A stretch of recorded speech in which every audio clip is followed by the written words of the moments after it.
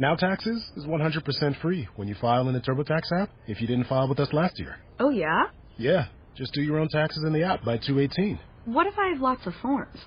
All good, all 100% free. What if I had 3 jobs? Still 100% free. What if I once saw Bigfoot? That has nothing to do with taxes, so still 100% free. Now that's what I'm talking about. Now this is taxes. See if you qualify in the TurboTax app. Excludes TurboTax Live, must start and file in app by 2/18. The Avengers radio series, a cultural phenomenon in South Africa back in the 1970s. South Africa was a country with no national television service. It wasn't until 1976 that the country would get its first taste of television broadcasts. But before that, radio was the primary medium of entertainment and information for the masses. This was the context when The Avengers, a British spy-fi series, made its debut on South African radio and became a cultural phenomenon. The Avengers was a British television series that originally aired from 1961 to 1969. The show revolved around the adventures of John Steed, a suave and sophisticated secret agent, and his various female associates. The series was a unique blend of traditional spy thriller elements with science fiction and fantasy, which set it apart from other shows of its time. While the series was hugely popular in the UK and had also made a significant impact in the American markets, being one of the rare British series given a network transmission slot, it was virtually unknown in South Africa. This was primarily due to the lack of a national television service in the country until 1976. However, as a film series, The Avengers was able to gain some exposure in South Africa through film rentals. But it was the launch of the radio series that truly brought The Avengers to the masses in South Africa. Come and listen at www.myclassicradio.net. And stay tuned right now for those 2 characters of many characters, CBS Radio's Bob and Ray.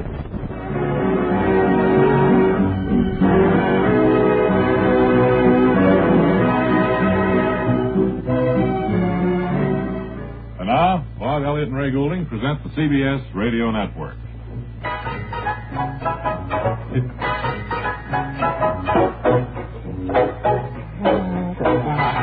Hi, everybody, it's the Bob and Ray Show, and welcome for the next quarter hour as we entertain you here at the Bob and Ray Show. There's no ground? First of all, we have Our very important lineup of shows for you today. We're all glad you'll be able to enjoy the show, and we'll be following along with us until the end. Hello, Bob. Hi, everybody. This is the Bob and Ray Show. And we will be here, for about 2 minutes. Wait a minute. He's saying he wants to roll us back. Okay. You roll us back, please. Go ahead. Roll us all the way back to the very start. There we are. Now, welcome to the Bob and Ray Show. Now, we're going in the right direction now, huh?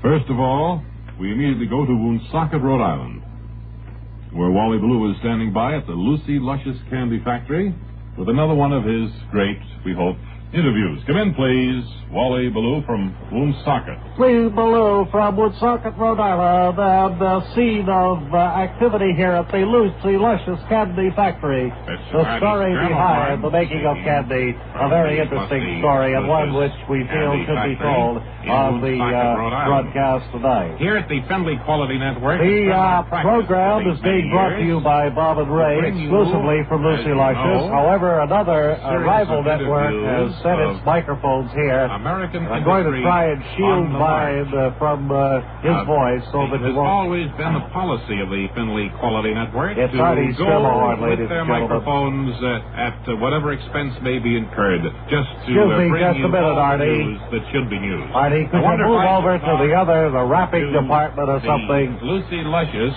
who has been running this factory. I want to introduce you to Lucy Luscious, the owner of this factory. Lucy, Lucy, Mr. Skirmahorn, wait to be talking to you. I'll just hold my microphone. I wonder, Lucy, if you could tell us just what it Lucy, is that makes you unique in the candy business. In the candy business.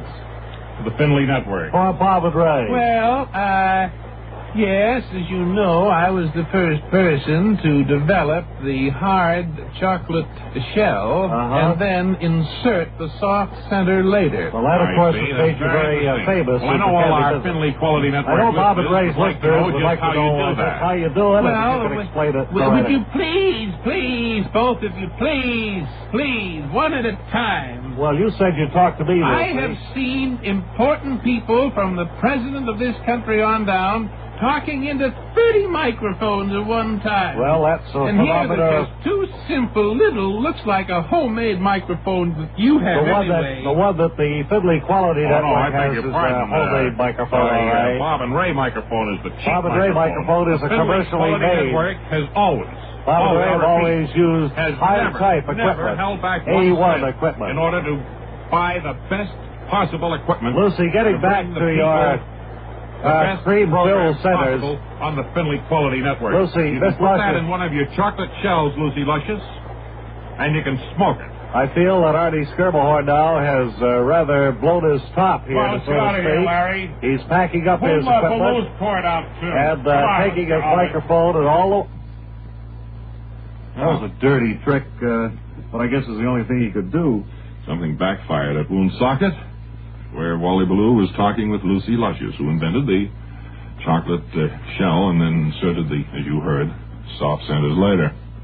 Bob, you also introduced 3 thumb chocolates for the first Speaking time. of soft centers, have you seen the old calendar on the wall? No, Kent Lyle Burley lately. No, I haven't. For dog centers.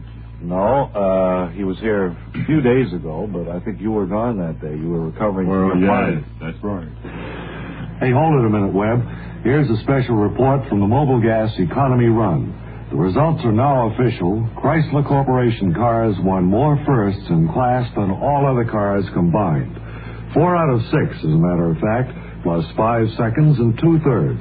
No other car manufacturer even came close. If you're interested in economy and you don't want to give up performance to get it, try these mileage figures on for size. The compact Valiant averaged a healthy 27.29 miles per gallon. The winning Plymouth in Class B, 24.82 miles per gallon. The winning Imperial, Class F, 20.50 miles per gallon. Sound good to you? Well then, let a drive bring out the difference great engineering makes. See your dealer and find out firsthand what it's like to drive a real performance car with built-in economy. Valiant, Plymouth, Dodge Dart, DeSoto, Chrysler, Imperial. Why not today? And now, chocolate cookies with white stuff in between them brings you another episode of Lawrence Fechtenberg, Interstellar Officer Candidate.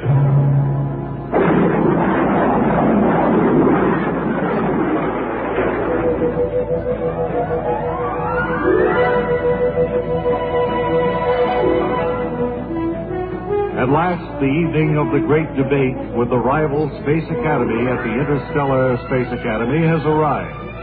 And on the stage, before the entire group of members, we see Lawrence Fechtenberger and the man he is debating against, as his rival concludes his final remark.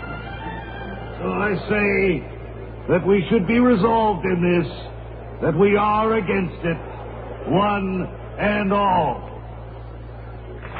Thank you. All right, Fechtenberger, good luck.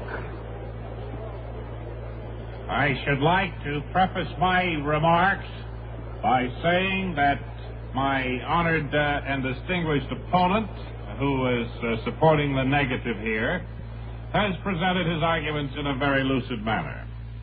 But I think that he has led you astray when he says that it makes no difference at all. I believe it was Mary Pickford who said once that you're only as good as your last picture. Now, I don't know what that has to do with the debate here, but I think it's important that I say it.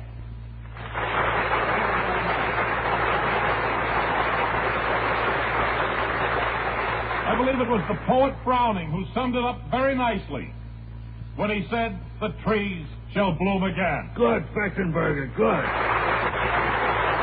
You got him now.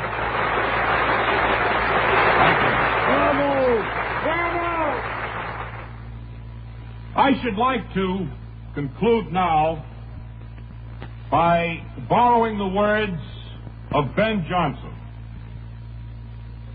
Ben said, when you're through saying what you've got to say, dry up.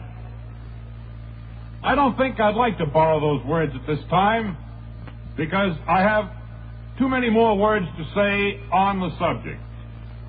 Throw him a fish! I feel Hey, that. Lawrence, it's me, Mud. Hey, it was Lawrence. the great poet Shelley. Lawrence. Who, in one of his more nostalgic. Lawrence, here's a note from the commandant. Read it quick. Mellish, you know what this says? What? I've taken the wrong side in this debate. You mean you're arguing the same way your opponent did? That's right. For the first time in my history here at the Academy, I have made a monumental error. Well, what are you going to do to correct it? Only one thing to do, resign and return to Venus where I really belong.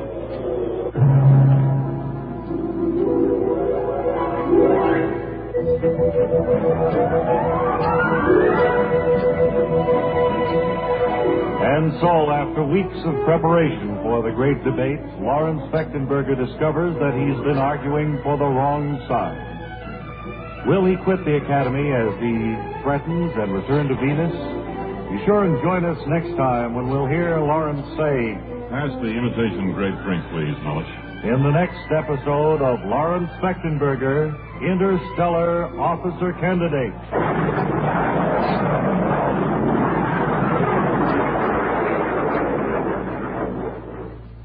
And Webley Webster is here, and he has told us that the players are standing by in what used to be a studio downstairs, but I understand they're offices now. Yes, they're going to have a little difficult time broadcasting from there now, aren't they? It's rather too bad, but they still have one microphone outlet, I understand. Well, what book do you plan to review this week?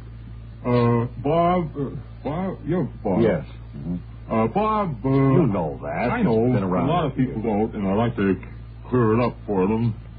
Bob, my players are prepared to enact what I think is the most, exciting part of a book I recently finished reading called The Hacksaw Manual. The what? The Hacksaw Manual.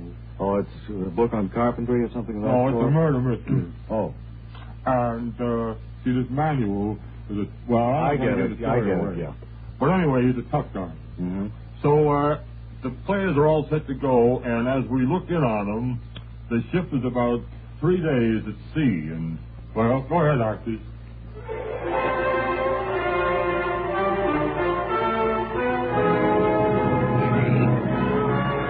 You sent for me, Captain? Matey, Aye, aye, sir.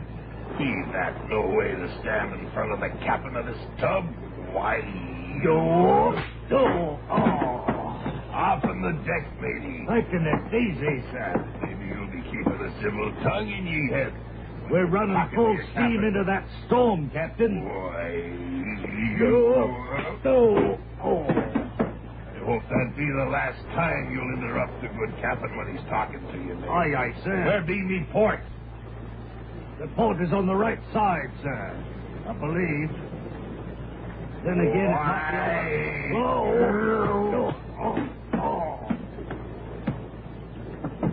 You mean the captain's port?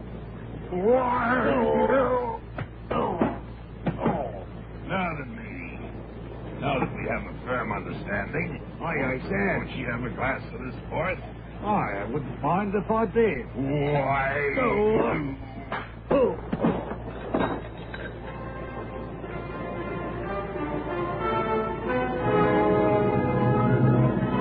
I recommend that for teenagers and older people. It's a pretty adult book. Hacksaw Manual. I don't just see how that would fit in there, but I Hope guess... you like it. I know I enjoyed it very much.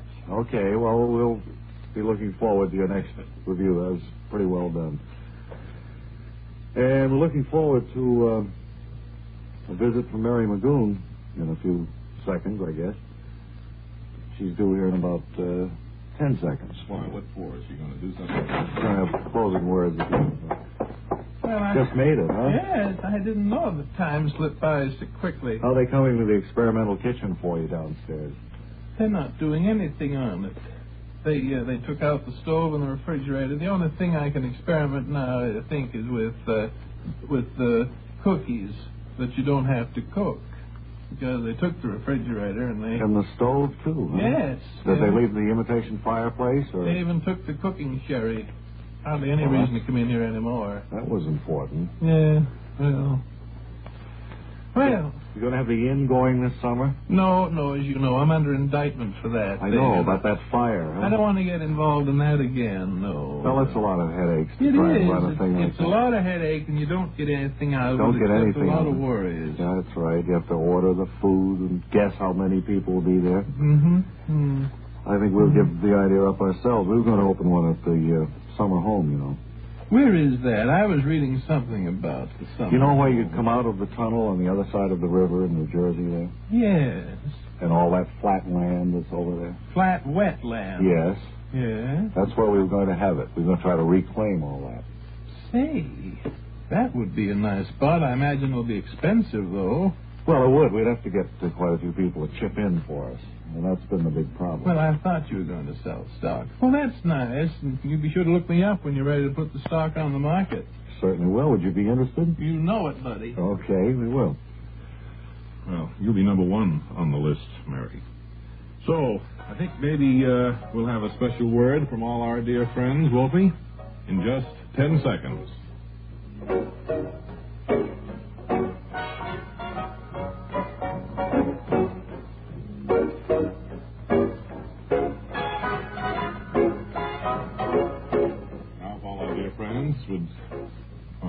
Not one of them here. Well, they went early, but we did want to say Lucy Luscious was impersonated. Right. Wasn't he? Until tomorrow, this is Ray Goulding reminding you to write if you get work. Bob Elliott reminding you to hang by your thumb. Bob and Ray come to you Monday through Friday on the CBS Radio Network. And